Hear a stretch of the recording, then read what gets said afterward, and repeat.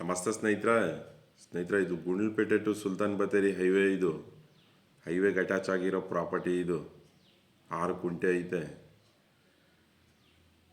ಗುಂಡ್ಲುಪೇಟೆಯಿಂದ 4 kilometre ಆಗುತ್ತೆ.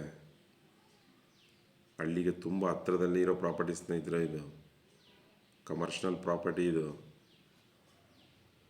ನೀಟಾಗಿ box step ಬರುತ್ತೆ. ಕೆಂಪು ಮಣ್ಣು, ಜರ್ನಲ್ ಪ್ರಾಪರ್ಟಿ. ಇದು